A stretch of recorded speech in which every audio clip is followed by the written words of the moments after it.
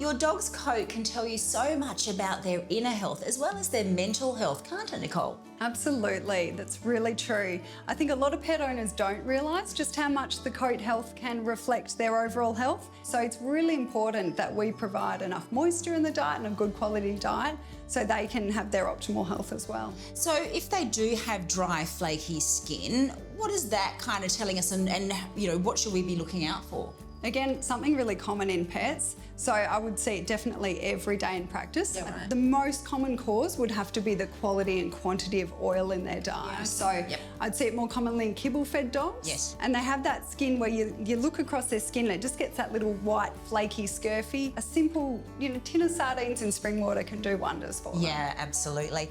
Now, what about that smelly dog smell skin? They're not actually meant to smell, are they? No, it's often a reflection that the skin is irritated or inflamed and it's got an overgrowth of one of the bugs in the skin, so usually yeast. So definitely shouldn't be shaking their head and definitely shouldn't be itching or licking a lot. It can be a sign of allergies. Yes. Flea allergy, inhaled pollen allergies, food allergies, and also really commonly in pets, especially in the last couple of years, stress or anxiety. Yeah. So what should a healthy dog coat look like? Very good question. So we've got pickle and pudding here, We and do. I think they're two really good examples of what different coat types, because dogs have lots of different coat types, don't they? So They you do. can't sort of look at one coat and know exactly what a healthy coat looks like. So you've got beautiful pudding. So she's a smooth-coated griffon. So the smooth coats will always have we always expect a bit of a glossier coat. Yes, to it's them. very So glossy. you see she's got a bit of a shine to her coat. And there's no sort of white specks or flakiness as you rub the coat the opposite way. Perfect. So that's really classic. She's fresh food fed. It's beautiful pudding. And then on the other hand, Pickle is a rough coated griffon. So you won't get the same gloss, No. even though it's just as healthy. But again, when you rub the coat the opposite way, you'll still expect that nice, clean looking skin, not Yes. too red, really light pink for a lot Yes. of dogs, not too red though, and none of that dry, sort of irritated or, scabby sort of skin. No, and this is still really soft as well for, is. for rough coats. So what are some of your other tips for people at home to help take really good care of their dog's coat? So I think for the one thing is just to assess the diet, Yes. for sure. So just make sure the diet's ideally as fresh as it can be. A good probiotic is fantastic. A good omega supplement if Yes. they've got any issues, and then a good, fresh, unprocessed diet, ideally. Lovely. Oh, well done. Well, thank you for modelling, you gorgeous little two. If you'd like to find out more about the Big Dog Pet Foods Raw Food Diet, visit their website.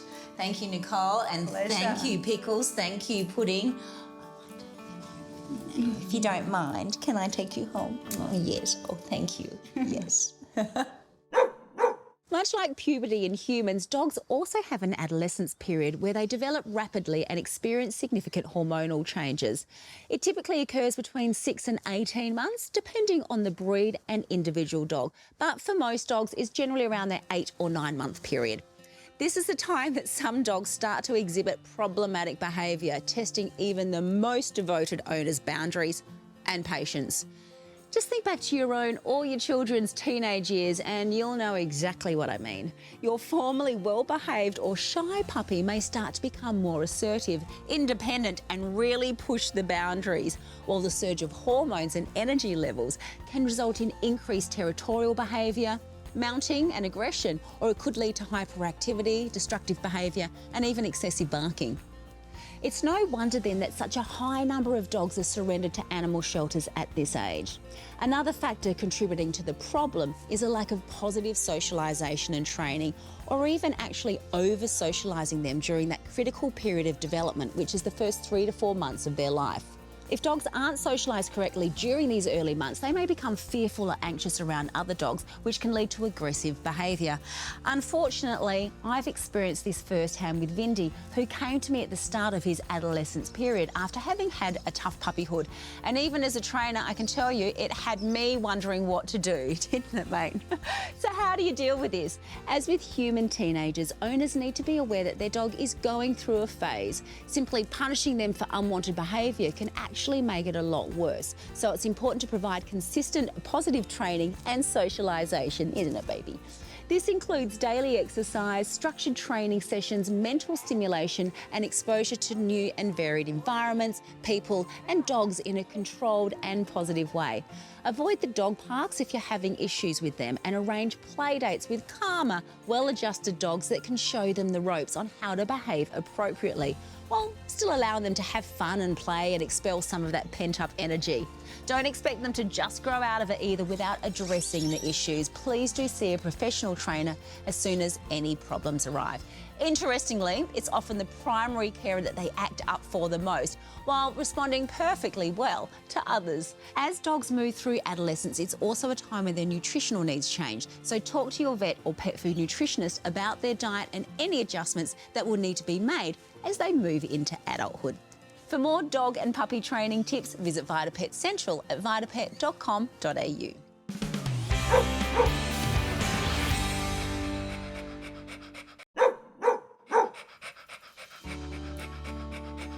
Canine Ehrlichiosis is a life-threatening disease that is having a devastating impact on dogs in many remote Indigenous communities across Australia. To tell us more, I caught up with Dr. Bonnie Cumming from AMRIC, a Darwin-based charity that is helping these communities in need. Bonnie, given Ehrlichiosis has only been identified in Australia for 3 years, how is it impacting on dogs here in Australia? Look, Lara, it's been really significant. So particularly in the top end and in Central Australia, where access to veterinary services is really limited, the dog populations have been really hammered by ehrlichiosis. We've seen mortalities of up to 3 in 10 dogs. So really, really significant. It's also, for those that recover, it's potentially got the long-term impacts where they can end up with chronic disease. And how is AMRIC helping to address this? Yeah, so we work in remote Indigenous communities nationally. So one of the things that we've really been focusing on is raising awareness. So developing lots of educational resources, often in language as well. In addition to that, we've been training local community members and animal management workers in recognising the disease, but also giving out preventative treatments. And then, of course, our veterinary services are really important in making sure those communities have access to treatment as well. And for the everyday pet owner, I guess, those living in cities and other urban areas, is it a threat to them as well? No, so this is a disease that's carried by the brown dog tick. So where we find this disease is only in places where the brown dog tick exists, which for most of Australia is the top end and central parts. People in southern Australia, it's not such a big risk, but if you're travelling with your dog, then you definitely need to be aware of it. That's right. And how should we be protecting our dogs? Because it's not just as simple, is it, as what we might normally think? No, so this disease can transmit from the tick to the dog really quickly. So unfortunately, that means we often need multi-pronged approach. It's really important to have your dogs on products that repel the ticks and stop them from biting in the first place. So that's things like collars or spot-ons. Okay. But then in places where these ticks are really common, things like your chewables, like your NexGard, is a really great option because that's going to help to limit the tick population overall and reduce the risk. Okay, so hitting them from every angle. Both sides, yeah.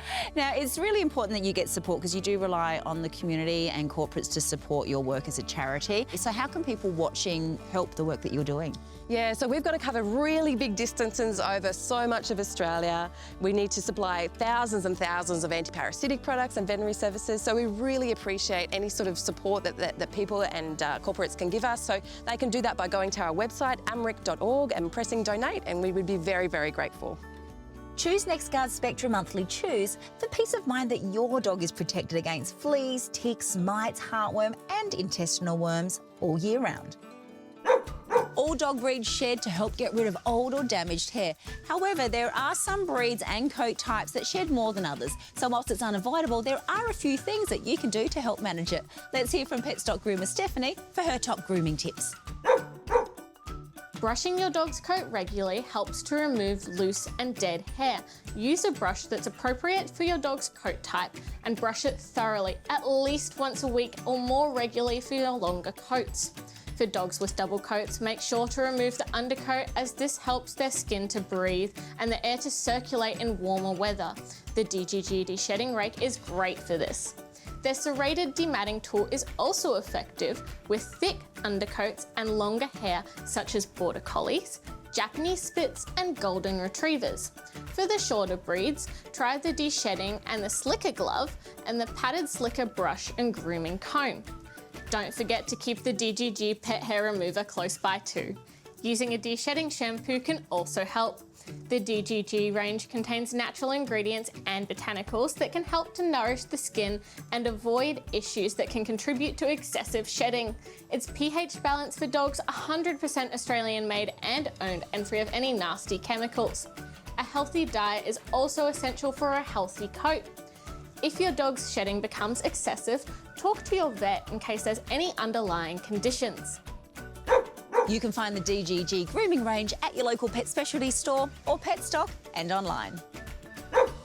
As a Petstock Rewards member, if you purchase any participating brand of premium dog or cat food, including Big Dog, they'll give you 15% brand cashback to use the next time you shop for the same brand, even if it's on promotion. T's and C's apply. Visit the website for details.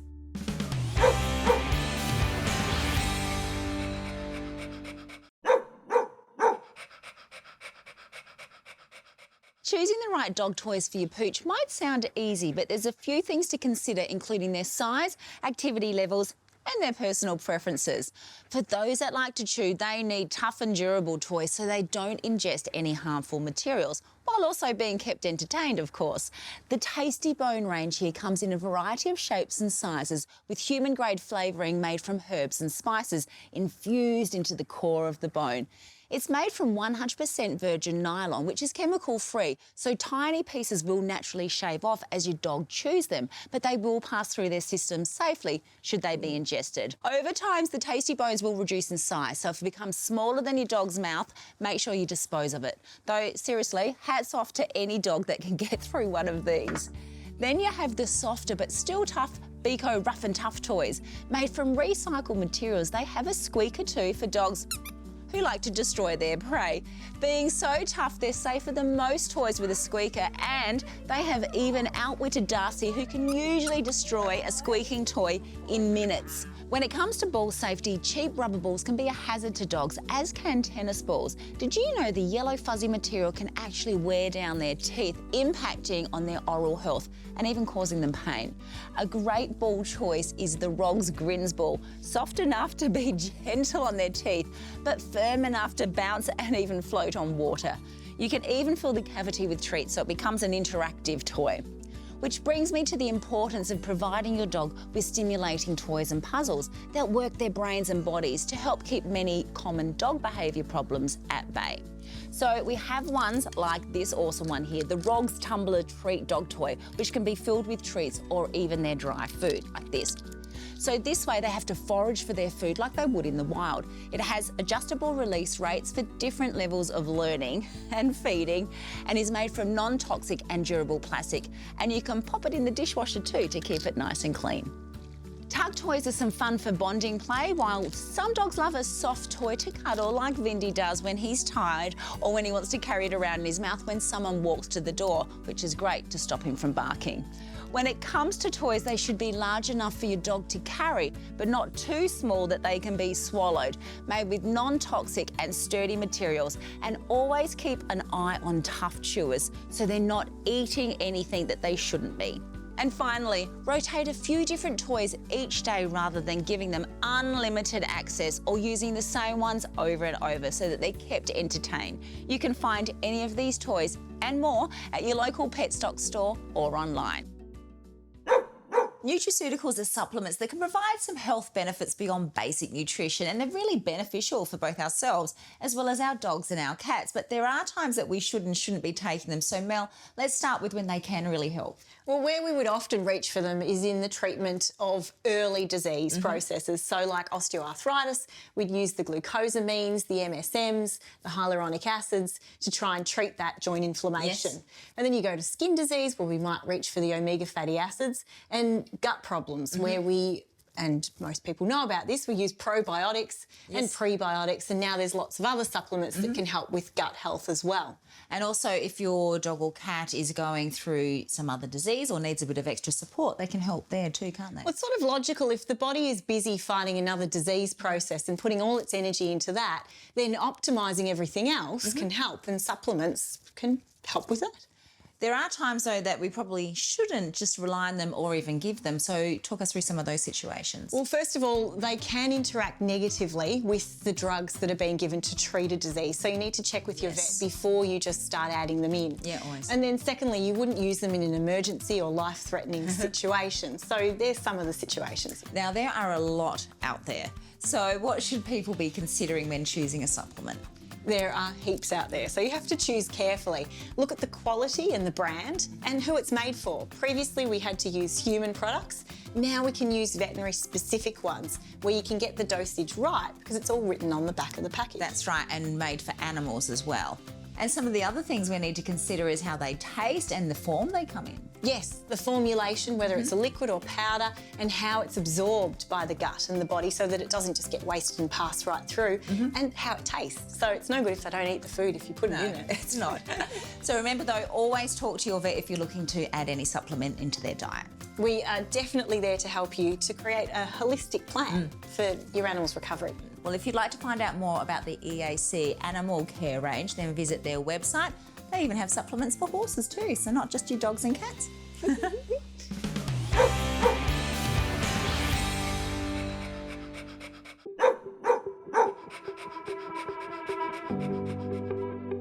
Domestic violence not only affects people, but pets are often caught in the middle, abused and used to prevent victims from leaving. The Petstock Foundation supports a number of charities across Australia and New Zealand that are helping those desperately needing to leave. Today, we hear Amber's story. Amber, we're going to meet your beautiful dogs in a minute who are in the background there. But first, would you mind sharing with us the background to your story? Yeah, I was beaten by my partner on multiple occasions after having my first child. And if it wasn't for my dogs intervening and protecting me, I probably would have died. It wasn't until I spoke to one of my friends about what was happening and she gave me the courage to leave, and everything has to happen very quickly, which meant that I wasn't able to take my dogs with me. I was going back every day to make sure that they were fed and cared for, but obviously that's very dangerous for them and for me. Had your partner ever hurt the dogs? Were you worried that he would? I was worried that they were going to be hurt, more so neglected, not fed and cared for, because I was being threatened regularly. Yeah. And so how did Safe Pets, Safe Families come in and were able to help you? When I was with a counsellor, they gave me a leaflet for Safe Pets, Safe Families, and I was able to call Jen, and she was very fast in making sure that the dogs were cared for and provided for. Unfortunately, I'd had to rehome one of my dogs at that point, but I know that if it wasn't for Safe Pets, that they wouldn't be alive, and I probably wouldn't be either. So Amber, a lot of people wouldn't understand or even know what to do about these kind of situations. What would you like people to know? I think that leaving an abusive relationship can be difficult for many reasons, and having animals and pets adds an extra layer to that.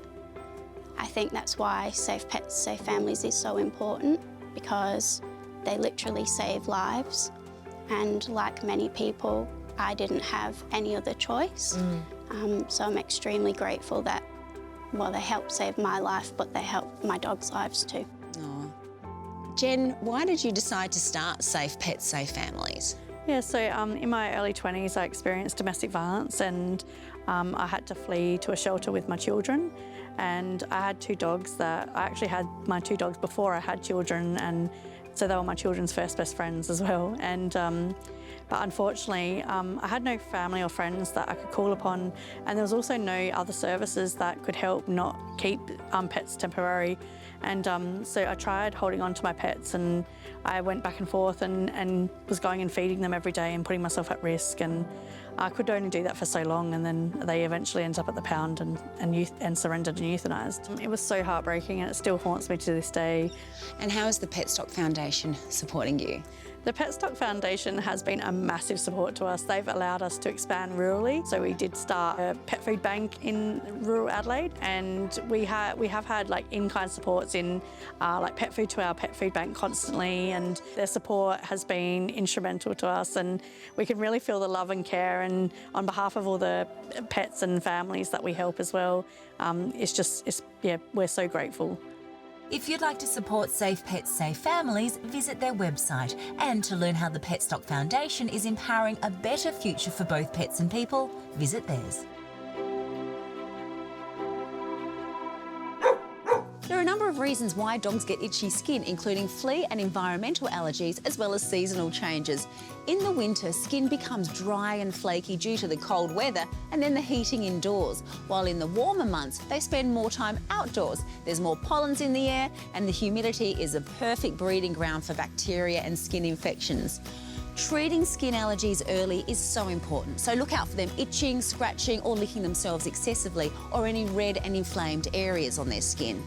Using products with chemicals, though, can make any irritations worse. So when bathing, use a gentle, natural shampoo with ingredients designed to heal and protect the skin. Oatmeal is a natural healing wonder and has been used for centuries as a soothing agent to relieve itch and irritation. The DGG oatmeal shampoo with colloidal oatmeal and aloe vera can help to not only soothe, but it can also heal that aggravated skin. Australian made and owned with no chemicals, it's pH balanced for dogs and is not tested on animals, which I love. If allergies do persist, see your vet so they can help identify their underlying cause. You can find the DGG range at your local pet specialty store, including Petstock and online. Would you like to win a Pawsome prize pack worth over $2,000? One lucky person will win a year's supply of VitaPet treats, Big Dog pet foods, NextGuard Spectrum monthly chews, a $250 Petstock gift voucher, $500 worth of DGG grooming and apparel, a year's subscription to Dog TV and a signed copy of both my books. Plus, there's 3 consolation prizes up for grabs too. To enter, sign up to our e-news and name one of the charities featured this series. All entries will receive a free ebook too, so visit poochesatplay.com. That brings us to the end of this week's episode, but there's plenty more information and entertainment on the Pooches at Play website and social media platforms. Thanks for joining us. We'll see you next time.